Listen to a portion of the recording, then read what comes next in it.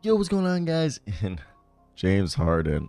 Oh, we've been hearing about it all day, all off season. I want to hear your guys' thoughts down below in the comment section. What do you guys think of this? And let me see what's the latest we see in the tweets. Adrian Wojnarowski. So James Harden hasn't practiced with the Sixers since October 15th. Plan is to allow him to stay at the Camden practice facility with the Philadelphia 76ers development staff to get the live action necessary to get him playing games once the Sixers return from the Milwaukee, Toronto road trip. Meaning that, from what we're hearing, James Harden has returned to the Sixers following a 10-day absence, and that he has joined the Sixers for practice in advance of the team's flight to Milwaukee. We know he's not playing in the next two games, as the Sixers have asked him not to travel with the team.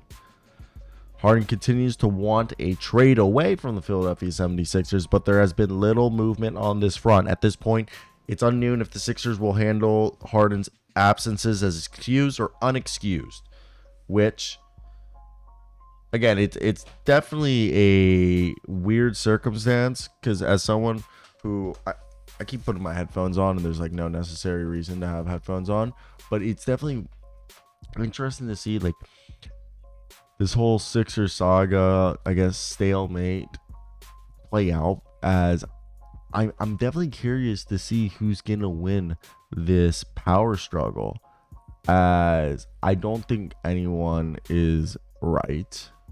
All right, I think there's both flaws. Like, Daryl Morey's stubborn, but I think Daryl Morey's doing what needs to be done in terms of, hey, guys, I'm, trying to be a part of this team.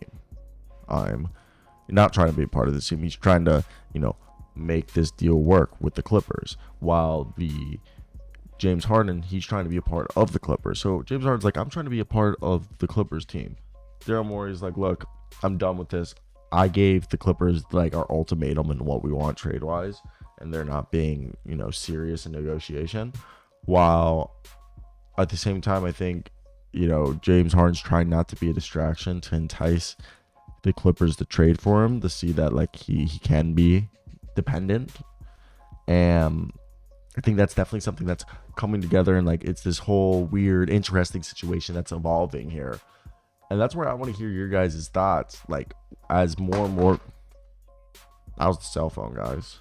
That's so you get a good case.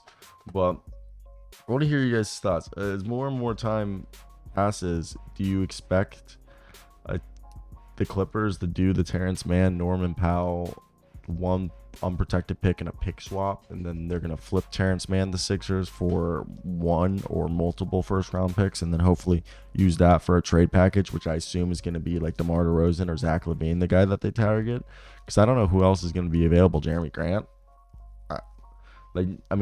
those three guys I don't think are pushing the needle, but the thought process is that it's better than having nothing. And it's definitely interesting, and that's where I want to hear you guys like, because James Harden was still good. What if the Houston Rockets, I don't even think they have salary space to do this, because the one salary that they would have been able to do this is with Kevin Porter Jr., and now that he's off the books, yeah, they wouldn't be. It would have to be like a Jalen Green, Victor Oladipo, Jabari Smith, and Jayshawn Tate deal to get themselves like in the salary for Mr. James. But I also think are they $18 million below the cap? So I think they can still, they'd only have to do like Vic and probably like Jayshawn and maybe one of the young guys. But that's a joke.